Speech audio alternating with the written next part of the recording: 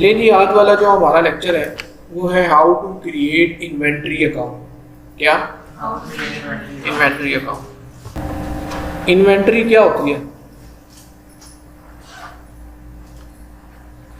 बताएंगे? अगर यहाँ पे हम इस प्रोजेक्ट में देखें तो हमारे पास वो चीज़ें जिनका हमने कारोबार करना होता है या वो चीज़ें जो हम खरीदते हैं बेचने के लिए उसे हम इन्वेंट्री कहते हैं। तो ये हमारे पास हमारे बिजनेस से रिलेटेड कुछ प्रोडक्ट्स यानी कुछ स्टॉक यानी कुछ इन्वेंट्री की मालूमात आपके पास गिवन है। ठीक है, यहाँ पे देखें तो सबसे पहले इन्वेंट्री का आईडी बताया गया है, इन्वेंट्री का नेम बताया गया है और उसकी आइटम क्लास बताई गई है। फिर वो बेचते कितने की हो आप, उसकी सेलिंग प्राइस, और वो ख़रीदते कितने की हो उसकी बाइंग प्राइस भी मेंशन है। ठीक है, आप किसी भी चीज़ का बिजनेस कर रहे हैं, आपके पास उसकी सेलिंग प्राइस और उसकी कॉस्ट प्राइस यानी बाइंग प्राइस आपके पास मौजूद होती है। ठीक है, और यूनिट ऑफ मैयर भी बताया गया है, लोकेशन भी बताई गई है, गोडाउन 01 में पड़ी हुई है और उसकी आइटम टाइप भी बताई हुई है कंप्यूटर में। ठीक है, तो अगर हम ये सारी चीज़ें सिस्टम में एंटर कर देंगे तो आपको बार बार ये याद रखना नहीं पड़ेगा इसकी प्राइस क्या है, यानी कि सेलिंग प्राइस क्या है और इसकी परचेज प्राइस क्या है। ठीक है, तो ये आपके पास उन चीज़ों की मालूमात है जिनका आप कारोबार करते हैं, जो आप खरीदते हैं और बेचते हैं। इसे हम कहते हैं इन्वेंट्रीज। ठीक है, तो इन्वेंट्री के लिए हम कहाँ पे जाएंगे? मेंटेन, और मेंटेन में हमारे पास ऑप्शन आ रही है इन्वेंट्री आइटम। इसी की दूसरी ऑप्शन जो है वो आप यहाँ पे देखें तो यहाँ पे इन्वेंट्री एंड सर्विस का बटन बना हुआ। इन्वेंट्री एंड सर्विस के बटन पे क्लिक करेंगे और इसका आगे डैशबोर्ड ओपन हो जाएगा, इसका मेन्यू ओपन हो जाएगा। इस मेन्यू में सबसे पहले जो ऑप्शन है आपके पास इन्वेंट्री आइटम की है, आप इस पर क्लिक करके न्यू इन्वेंट्री आइटम बना सकते हैं। इसकी शॉर्ट की है Alt+M+I। ठीक है, Alt+M+I। आप इसकी शॉर्ट की प्रेस करके भी, ठीक है, M+I, Alt M और I, ठीक है, तब भी ये विंडो जो है वो ओपन हो जाएगी। ठीक है, अब इस विंडो में क्या करना है, हम थोड़ा सा इसको साइड पे कर लेते हैं ताकि आपके पास यहाँ पे डाटा भी अवेलेबल हो। ये देखिए, यहाँ पे देखें तो यहाँ पे सबसे पहले प्रोडक्ट का आईडी आपके पास गिवन है, तो हम यहाँ पे आईडी दे देते हैं जो कि है I01। इन्वेंट्री है तो इसको आईडी दे दिया I01। इसका नेम है, अगर आप कॉपी पेस्ट करना चाहते हैं तो आप कॉपी पेस्ट भी कर सकते हो अगर ये आपके पास प्रोजेक्ट कंप्यूटर में मौजूद है, अदरवाइज आपको बाय हैंड टाइप करना पड़ेगा। ठीक है, आइटम क्लास भी बताई हुई है जो कि है आपकी स्टॉक आइटम। ठीक है, तो यहाँ से हम स्टॉक आइटम सेलेक्ट कर लेंगे। यहाँ पे आएंगे तो प्राइस लेवल पूछ रहा है, प्राइस लेवल में आप प्राइस लेवल बता देंगे जो कि है 20,500। ये सेलिंग प्राइस है, क्या है? अच्छा, यहाँ आए तो यहाँ पे देखें क्या पूछ रहा है आपसे, लास्ट यूनिट कॉस्ट। जहाँ पे लास्ट यूनिट कॉस्ट लिखा है यहाँ पे हम परचेज प्राइस बता देंगे जो कि है 14,500। फिर हमारे पास कॉस्टिंग मेथड पूछ रहा है, तो कॉस्टिंग मेथड हमारे पास डिफरेंट होते हैं। एक होता है FIFO। FIFO क्या होता है? FIFO mean first in first out. क्या है? First in first out. और LIFO mean last in first out. ठीक है, फर्स्ट इन फर्स्ट आउट का मतलब है जो चीज़ आप पहले खरीदेंगे, ठीक है, पहले आप वो बेचेंगे।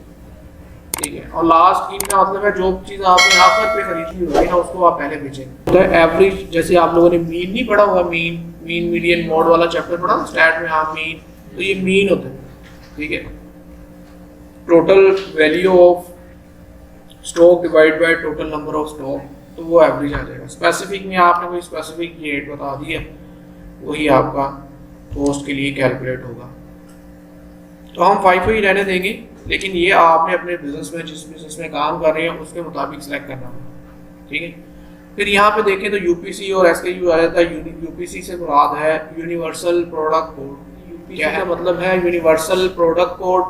और SKU का मतलब है stock keeping unit, stock code.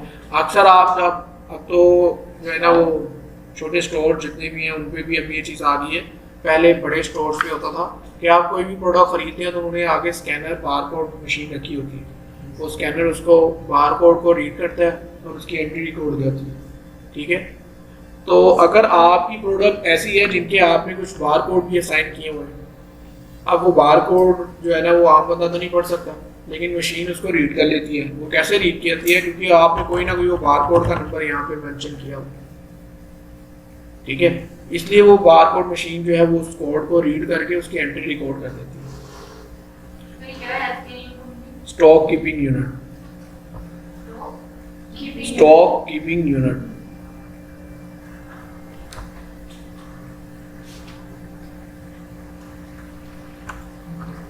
ठीक है, नहीं समझ आ गई? अच्छा, फिर पार्ट नंबर, अगर आपकी प्रोडक्ट ऐसी है वो जो डिफरेंट पार्ट्स में डिवाइड है, पार्ट ए है, पार्ट बी है, पार्ट सी है, तो आप यहाँ पे इस स्पेसिफिक प्रोडक्ट का पार्ट भी बता सकते हो।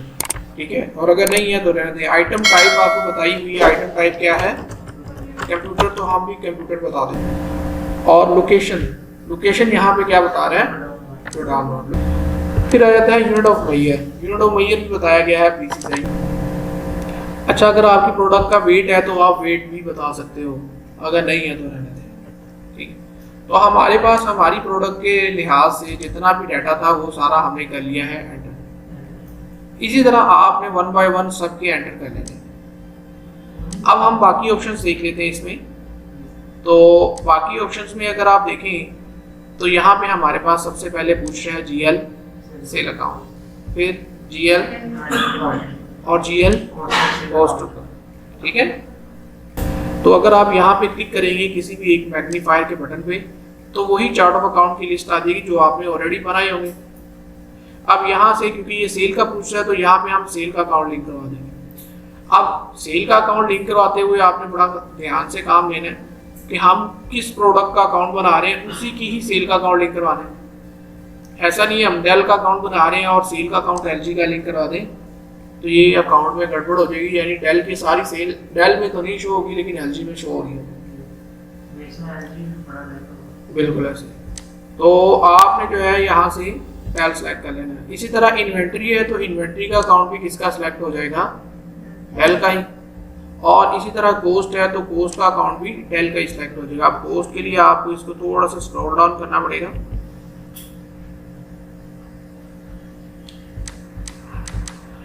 ये कोस्ट के अकाउंट आ गए। ठीक है, और इसके सामने देखें तो ये परचेज हो गया।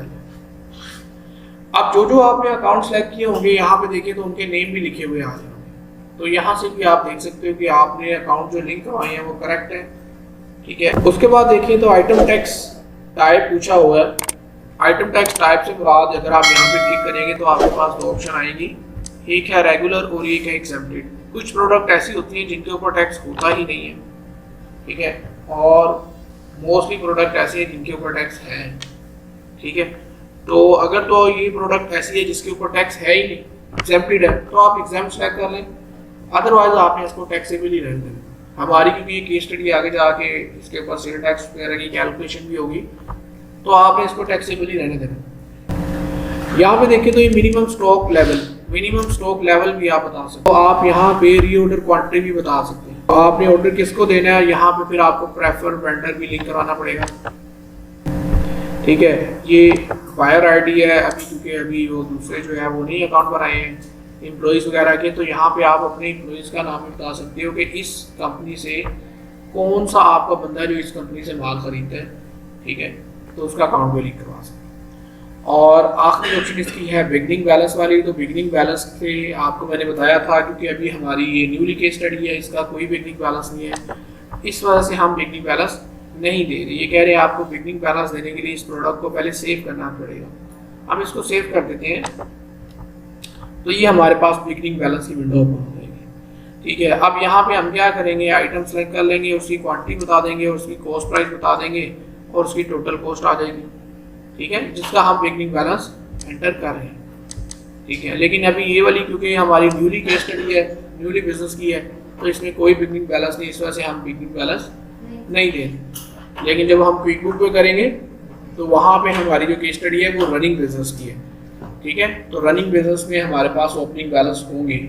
जो मैनुअल से कंप्यूटराइज पे शिफ्ट हो रहे हैं, तो उसके देखेंगे ओपनिंग बैलेंस किस तरह से एंटर होते हैं। अब देखें तो इनएक्टिव वाली ऑप्शन वही है, और एक ऑप्शन है subject to commission. Subject to commission क्या होता है? तो ऐसे प्रोडक्ट जो आप खरीदते नहीं है, जो सिर्फ कमीशन बेस होती है, तो आप यहाँ पे उसके लिए सब्जेक्ट टू कमीशन के भी टिक करवा सकते हैं, ठीक है। और बस अब अकाउंट बन गया, इसको सेव कर देंगे, तो बाकी सारी ऑप्शन वही है। यहाँ पे क्लिक करके लिस्ट भी चेक कर सकते हो, ये भी लिस्ट का बटन आ रहा है। किसी भी अकाउंट को डिलीट करना है तो जीरो बैलेंस करके डिलीट करना है, और चेंज आईडी की ऑप्शन भी आ रही है, यहाँ से आप चेंज आईडी भी कर सकते हैं, ठीक है।